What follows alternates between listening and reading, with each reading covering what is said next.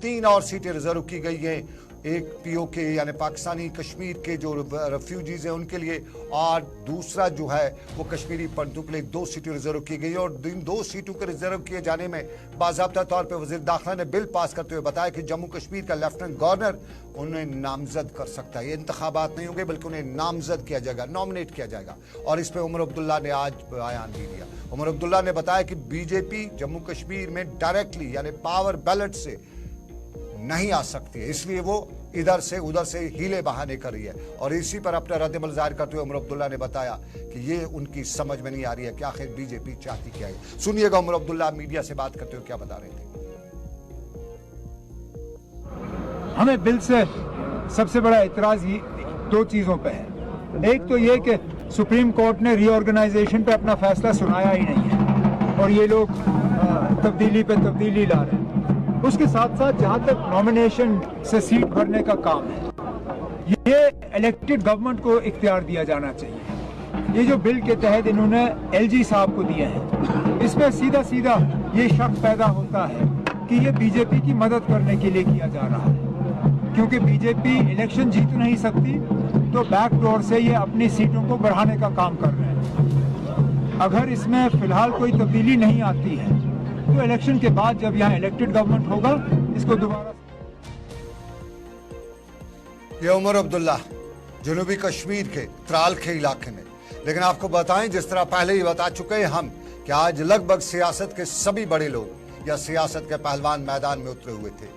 अगर उमर अब्दुल्ला साउथ कश्मीर में थे तो महबूबा मुफ्ती सेंट्रल कश्मीर में थी, सेंट्रल कश्मीर के गांदरबल के शालबुक इलाके में। लेकिन इससे पहले महबूबा मुफ्ती वाल्टिंगू कुलगाम भी गई और कुलगाम वाल्टिंगू में हिमाचल प्रदेश के शिमला में हुए हादसे में 6 अफराद के अहल खाना के साथ उन्होंने ताज़ियत की। और यहाँ ताज़ियत करते हुए उन्होंने जम्मू कश्मीर की लेफ्टिनेंट गवर्नर इंतज़ामिया से अपील भी की कि इन गरीब गुज्जर बरादरी के लोगों की मदद की जाए। और महबूबा मुफ्ती ने कहा कि वो उस मामले में हिमाचल के चीफ मिनिस्टर से भी बात करेंगे। लेकिन ये पड़ाव एक था, उसके फ़ौरन बाद महबूबा मुफ्ती गांदरबल पहुंची और गांदरबल की तस्वीर हम आपको दिखाएंगे। ये वो इलाका है, ये वो तस्वीर है जो गांदरबल में कहीं पे भी महबूबा मुफ्ती एक्सपेक्ट नहीं कर रही थी। बड़े दिनों से या काफी वक्त से ये बताया जा रहा था कि महबूबा मुफ्ती की पार्टी अब कहीं कुछ हलकों पे सिमट के रह गई है।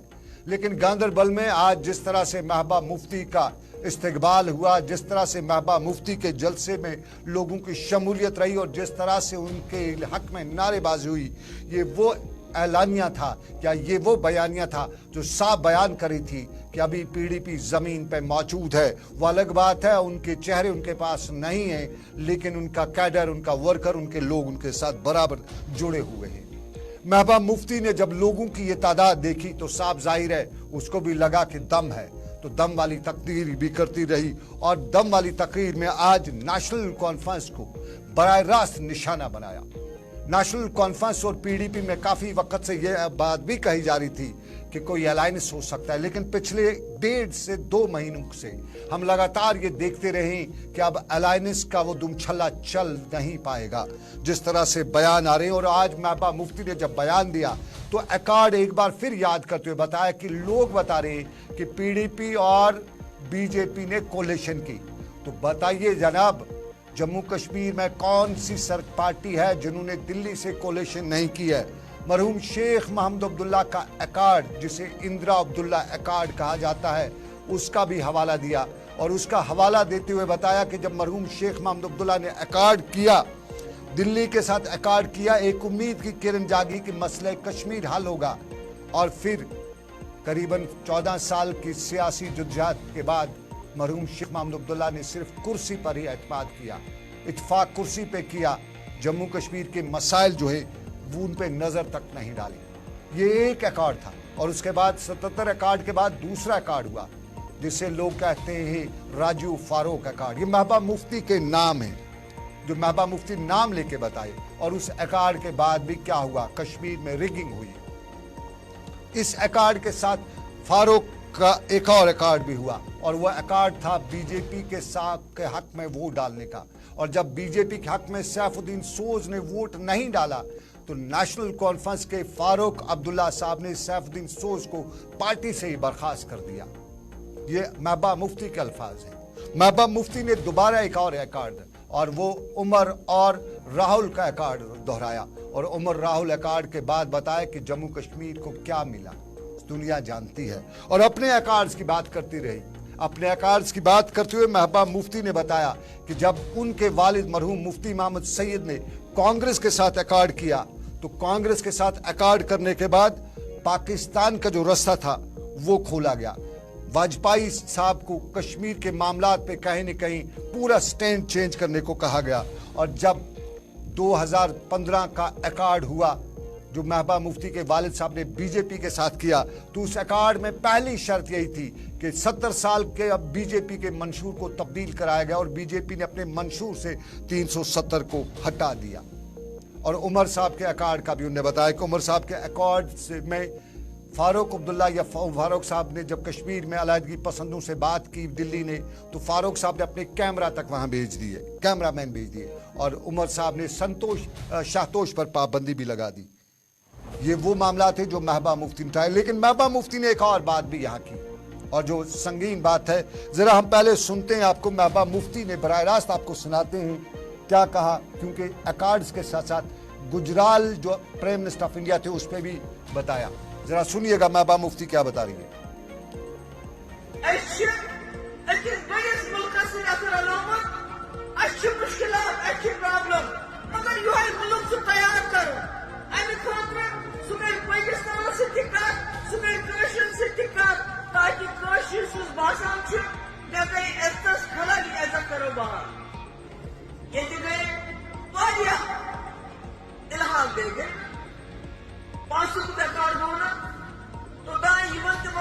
گندی نالی کے کیڑے یہ مسا مفتی صاحب کانگریس میں سوشل بائیکاٹ کرنے ترک معاملات دپان اگر یہ کلوشن 500 کا ایکارڈ گو مفتی صاحب اندرا جی دس مفتی جی شیخ صاحب قومی لہجہ من آن تھی ترو ساری کرسی اس بدل کھانا فیصلہ کر. مفتی صاحب نے سر چکایا ٹھیک ہے اس اگر شیخ صاحب نے واپس ان سے مسئلہ کشمیر حل گھس کیا کرسی کس کت مگر بدقسمتی روز اخ چیز تک ایکارڈس من عام لکن ہند خاطر کی صرف آئی کرسی پتہ گو راجیو فاروق ایکارڈ سہ گو کرسی خاطر پتہ گو راہل عمر ایکارڈ سہ گو کرسی خاطر. محبوبہ مفتی سب ایکارڈ کرسی کے لیے ہوئے اور یہ شالبگ گاندربل میں محبوبہ مفتی نے پارٹی کنونشن کے دوران لوگوں سے بتایا, اپنے خطاب میں بتایا. لیکن محبوبہ مفتی نے ایک اور سنسنی خیز انکشاف کیا اور فاروق عبداللہ کے حوالے سے انہیں انکشاف کیا. ذرا سنیے گا. گجرال ہندوستان کے وزیر اعظم تھے اور گجرال جی نے اپنی تقریر میں بتایا کشمیر کے حوالے سے کیا بتایا. محبوبہ مفتی نے آج اس کی یہ تک بتایا کہ گواہی میں دے رہی ہوں, سچ بول رہی ہوں, اذان ہے سامنے, مسجد ہے, زیارت ہے, میں اس کے سامنے یہ وٹنس کر رہی ہوں کہ گجرال نے جب جموں کشمیر میں ایک پازیٹیو قدم اٹھانے کی بات کی جب وہ ہندوستان کے وزیر اعظم تھے تو فاروق عبداللہ نے کشمیریوں کے اس فیصلے کی, اس معاملے کی کیسے مخالفت کی. سنیے گا محبوبہ مفتی کیا بتا رہی ہے.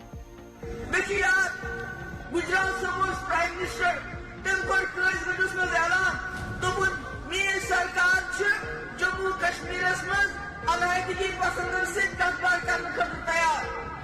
بہت اسمبلی من اپن گو کی روڈ کچھ زیارت یپر مسجد فاروق صاحب وہ تم وقت وزیر اعلیٰ اسمبلی میں کو کھڑا دپن فاروق عبداللہ گوڈنک نفر اس بغاوت علم تلے ہندوستان خلاف اگر علیحدگی پسندن سے کتبار کر.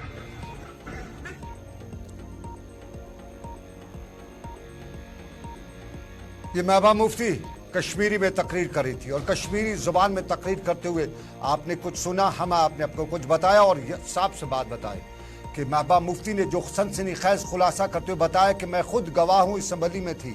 اندر کمار گجرال ہندوستان کے وزیر اعظم تھے, انہوں نے قاضی گنج میں اپنی تقریر میں بتایا کہ میں کشمیر کی علیحدگی پسندوں سے بات چیت کرنے کے لیے تیار ہوں. آپ کو یاد ہوگا نرسما راؤ بھی وزیر اعظم تھے, انہوں نے کہا تھا شارٹ آف آزادی کشمیریوں کے لیے ہر چیز میں دے سکتا ہوں. لیکن محبوبہ مفتی نے بتایا کہ فاروق عبداللہ نے اس بات چیت کی مخالفت کرتے ہوئے بتایا کہ میں پہلا آدمی ہوں گا जो हिंदुस्तान के खिलाफ यहाँ खड़ा होगा अगर अलहदगी पसंदों से बात की। पोटा लाया, लोगों के घरों पे हमले कराए, ये नेशनल कॉन्फ्रेंस थी, ये बताया महबूबा मुफ्ती ने। महबूबा मुफ्ती के साथ साथ आज नेशनल कॉन्फ्रेंस की 3 MPs पर एक और भी बात की है, और ये की बात अपनी पार्टी ने बांडीपुरा में। क्या बताया अपनी पार्टी ने बांडीपुरा में, वो भी हम आपको बताएंगे, लेकिन पहले एक छोटा सा तिजारती वक्फा।